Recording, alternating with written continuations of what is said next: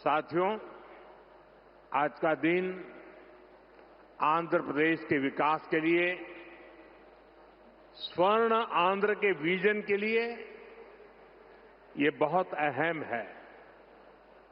मुझे आज बहुत शुभ अवसर पर एक शुभ मास में उत्तर आंध्र की इस पवित्र भूमि पर आने का सौभाग्य मिला है। मैं सबसे पहले भगवान श्री वराह लक्ष्मी नरसिंह स्वामी के चरणों में प्रणाम करता हूं।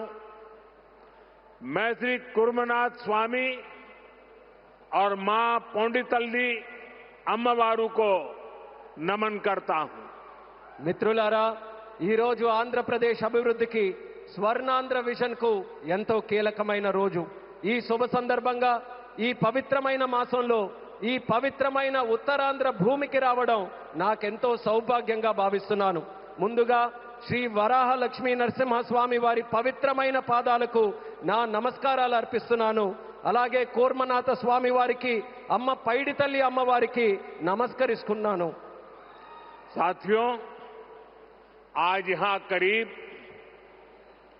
18,000 करोड़ रुपए की विकास परियोजनाओं का शुभारंभ, लोकार्पण और शिलान्यास हुआ है।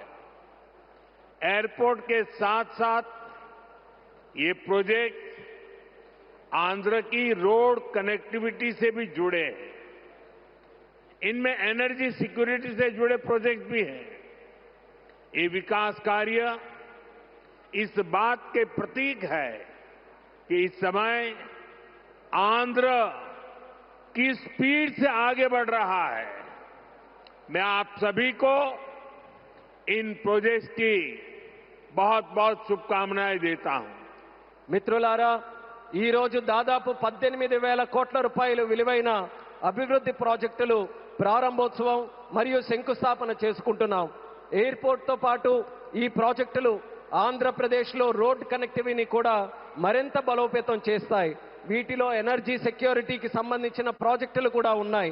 ఈ ప్రాజెక్టులు ఆంధ్రప్రదేశ్కు ఎంత వేగంగా ముందుకు తీసుకొని వెళ్తున్నాయనడానికి ఒక నిదర్శనం.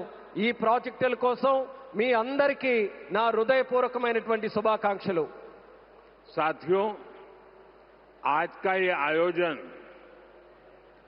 नया इतिहास, नए रिकॉर्ड इसे रचने का भी है। आज एक और विकास के नए रिकॉर्ड बन रहे हैं, तो साथ ही धीमसा डांस का सांस्कृतिक रिकॉर्ड भी रचा गया है। और ये चंद्रबाबू की विशेषता है कि उन्होंने दो क्षितिजों को छुआ है। एक तरफ ऊंची आसमान को छूने वाली व्यवस्था, एयरपोर्ट का निर्माण, और दूसरी तरफ मेरे यहां के आदिवासी बहनों के द्वारा धीमसा नृत्य का विश्व रिकॉर्ड बनाना।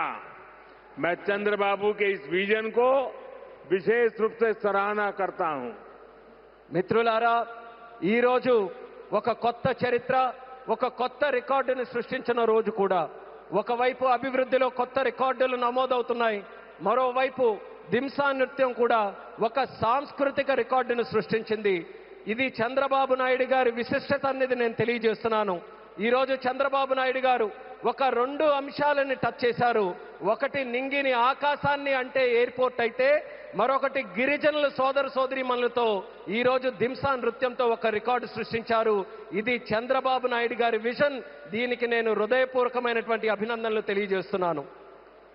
13,000 से ज्यादा आदिवासी बहनों और बेटियों की प्रस्तुति, उनका उत्साह, उनका अनुशासन और आदिवासी संस्कृति का गौरव, यह दृश्य वाकई अद्भुत था। इसमें देश की विविधता की झलक भी थी और पीढ़ी दर पीढ़ी सहेज कर रखी गई जनजातीय विरासत भी थी। मैं इस प्रस्तुति के लिए आप सभी का और विशेष रूप से मेरी आदिवासी बहनों और बेटियों का बहुत बहुत अभिनंदन करता हूं। 13,000 మందికి పైగా గిరిజన పిల్లలు మరియు సోదరిమణుల తాలూకా ప్రదర్శన, వారి ఉత్సాహం, వారి క్రమశిక్షణ మన గిరిజన సంస్కృతికి సంబంధించిన ఒక గౌరవం. ఈ దృశ్యం నిజంగా అద్భుతంగా అనిపించింది. దీనిలో మన దేశం తాలూకా వైవిధ్యత కనిపించింది. అలాగే తరతరాలుగా సంరక్షించబడిన గిరిజన వారసత్వం కూడా ప్రతిబింబించింది. ఈ అద్భుతమైన ప్రదర్శనకు మన గిరిజన పిల్లలకు, సోదరిమణులకు, అలాగే ఇక్కడ ఉన్న అందరికీ కూడా నా హృదయపూర్వక అభినందనలు తెలియజేస్తున్నాను. साथियों, ये धरती अल्लूरी सीताराम राजू की धरती है। अल्लूरी सीताराम राजू जी ने जिस धरती पर आदिवासी हितों के लिए अपना जीवन समर्पित किया, आज उसी धरती पर आंध्र प्रदेश के एक नए एयरपोर्ट की शुरुआत हो रही है। ये एयरपोर्ट आंध्र और उत्तर आंध्र की ग्रोथ का रनवे है। ये आंध्र के युवाओं के बेहतर भविष्य का लॉन्च पैड है। मैं आंध्र प्रदेश के लोगों को, देश के लोगों को बहुत बहुत बधाई देता हूं. మిత్రులారా, ఈ నేల అల్లూరి సీతారామరాజు గారి నేల.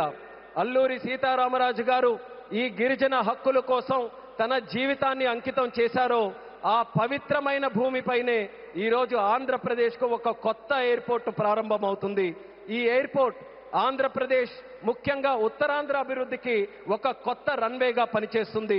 ఇది ఆంధ్ర యువత యొక్క ఉజ్వల భవిష్యత్తుకు ఒక కొత్త లాంచ్ ప్యాడ్ లా పనిచేస్తుంది. ఈ సందర్భంగా ఆంధ్రప్రదేశ్ ప్రజలకు మరియు దేశ ప్రజలకు నా హృదయపూర్వక అభినందనలు. साथियों, पहले जब एयरपोर्ट बनते थे तो एयरपोर्ट के नाम एक ही परिवार के नाम पर चढ़ जाते थे. हमने इस परंपरा को बदला. हमने अयोध्या में एयरपोर्ट का नाम वाल्मीकि के नाम से जोड़ा. हमने पंजाब में संत रविदास जी के नाम से एयरपोर्ट का नाम जोड़ा. और साथियों, केंद्र की एनडीए सरकार ने निर्णय किया है कि इस नए एयरपोर्ट का नाम श्री अल्लूरी सीताराम राजू के नाम पर होगा. आंध्र प्रदेश का जो भी नागरिक इस एयरपोर्ट से यात्रा करेगा, देश और दुनिया का जो भी नागरिक इस एयरपोर्ट से यात्रा करेगा, उसे अल्लूरी सीताराम राजू जी के नाम से जनसेवा और राष्ट्र सेवा की प्रेरणा मिलेगी. మిత్రులారా, ఒక గతాన్ని మళ్ళీ గుర్తు చేసుకుందాం. ఒక సందర్భంలో భారతదేశంలో ఏ ఎయిర్పోర్ట్ నిర్మించినా ఒక్క కుటుంబం తాలూకా పేర్లే దానికి పెట్టేవారు.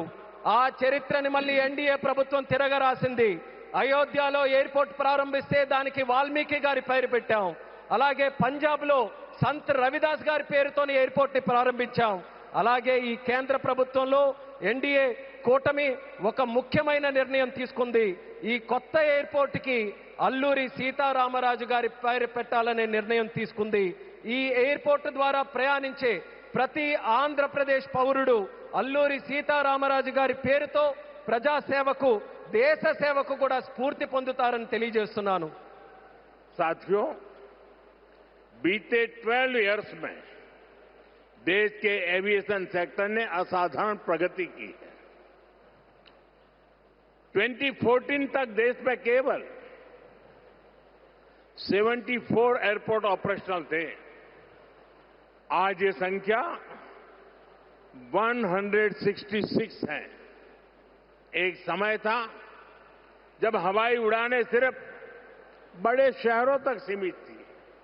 एनडीए सरकार में आज छोटे शहर के साधारण लोग भी फ्लाइट से आ जा रहे हैं. మిత్రులారా, గత 12 సంవత్సరాల్లో దేశంలో విమానయాన రంగం ఒక అసాధారణమైన పురోగతిని సాధించింది. 2014 వరకు దేశంలో కేవలం 74 ఎయిర్పోర్ట్లు ఆపరేషనల్ గా ఉంటే ఈ రోజు ఆ సంఖ్య పెరిగి 166 ఎయిర్పోర్ట్లకి చేరుకుంది. ఒకప్పుడు విమానాశ్రయాలు, విమాన ప్రయాణాలు పెద్ద నగరాలకే పరిమితమయ్యేవి.